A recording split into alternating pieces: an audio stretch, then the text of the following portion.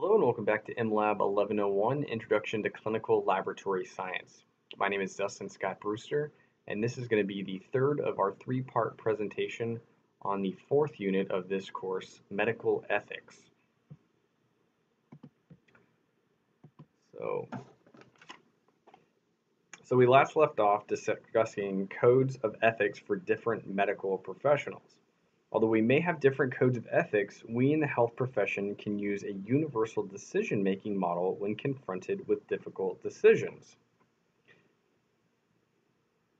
To help navigate these difficult decisions, use this model to deduce the best outcome. This is one of many decision-making models based on personal and professional values. Follow this with number 1, stating the problem, 2, determine the personal and professional values regarding the problem. In our case, we're interested in medical ethics. 3, list the possible alternative solutions to the problem. 4, frame a choice from the possible alternative solutions and compare it with personal and professional values, again, medical ethics. 5, list the short and long-term consequences of your potential choice. So here's the scenario. The lead MLT is the only staff person left in the lab on a Saturday evening.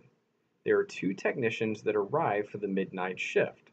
One of those technicians seems to be under the influence of something.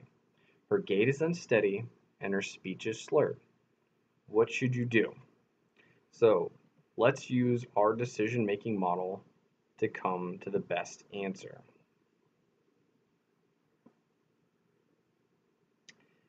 Remember, the first thing we need to do is state the problem. The problem is that the midnight tech might be drunk or under the influence of a narcotic, and her ability to function may be impaired. There's the problem. Now, moving on, let's determine personal and professional values regarding the problem. In this case, the lead MLT values excellent patient care and accurate laboratory testing.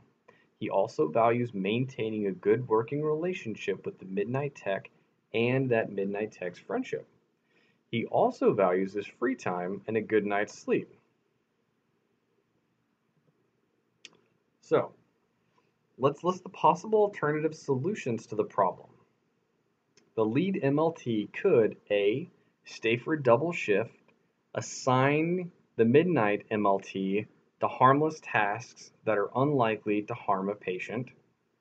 B, he could warn the other midnight tech about the possibly inebriated MLT, leave, and hope for the best. C, he could call a supervisor for direction on what to do. Or D, he could just ignore the situation altogether, leave, and hope everything turns out okay. So, step 4 in our decision-making model. Frame a choice from the possible alternative solutions and compare it with personal and professional values. The lead MLT in our example chose option A. Stay for a double shift, assigning the midnight MLT to a harmless task.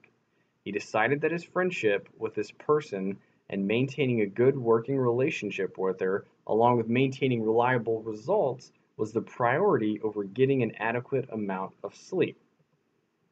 So now let's see what the short and long-term consequences of this decision are.